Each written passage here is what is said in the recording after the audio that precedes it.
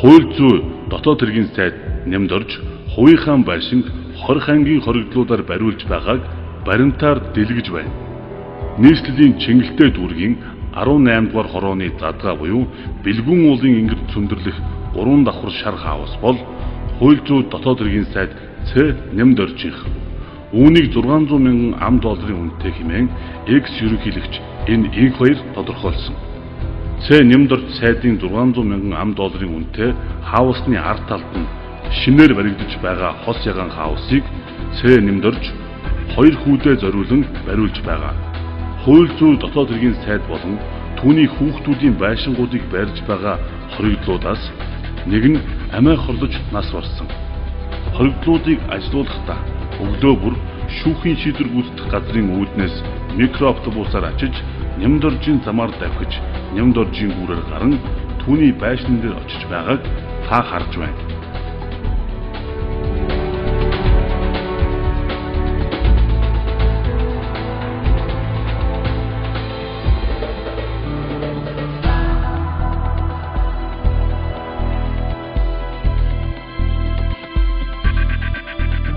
Чойдоржийн Батөнөр Дарих дэх 441-р ангийн ялтан бусадтай бүлэглэн бусдыг дээрэмдэн эд зүйл хулгайлсан галт зэвсэг хэрэгэлсэн хулгайн гэмт хэрэгт нийслэлийн шүүхээс 20 жил хорих ял шийтгүүлсэн. Болор чулууны ган хоёг амгалан дэх 421-р ангийн ялтан эрүүгийн хуулийн 45-ын 4-өөр 13 жил хорих ял шийтгүүлсэн. Должингийн Отхон баяр 421-р ангийн ялтан эрүүгийн хуулийн 96-гийн 1-ээр 3 жил 5 сарын хорих ял авсан. Сүхбаатарын 5 самбуу 421-р ангийн ялтан эрүүгийн хуулийн 181-ийн 3 зааснаар 3 жил 5 сар хорих ял шийтгүүлсэн. Алтан цэцгийн Од мөнх эрүүгийн хуулийн 91-ийн 2-ын 2-оор 15 жил 1 сар хорих ял шийтгүүлсэн. Хорих ангийн эдгээр ялтнууд хууль зүй дотоод хэргийн сайд болон түүний хүүхдүүдийн шинээр баригдаж байгаа тус бүрэн сая долларын байшинг барьжээ.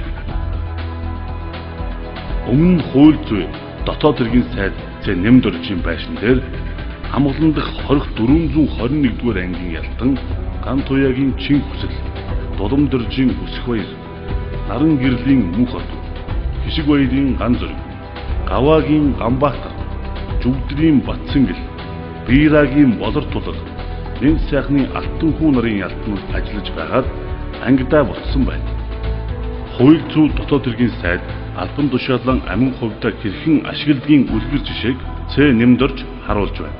Өнөөдөр хууль зүй дотоод хэргийн сайд түүний гэр бүлд хууль зүй дотоод хэргийн яамны шууд харьяалалд байдаг шүүхийн шийдвэр гүйцэтгэх газар бүрэн бүрэлдэхүүнээрээ үйлчилж байгаа нь Монгол хууль ёс завхарч төрийн алба амин хуваан борлуулах хэрэгсэл болсныг харуулна. Хоригдлуудын хүч хөдөлмөрийг сорж үн төлбөргүйгээр хувийнхаа байшинг бариулж байгаа энэ байдал хууль зүйн сайдын огцрох нэг үндэслэл биш гэж үү?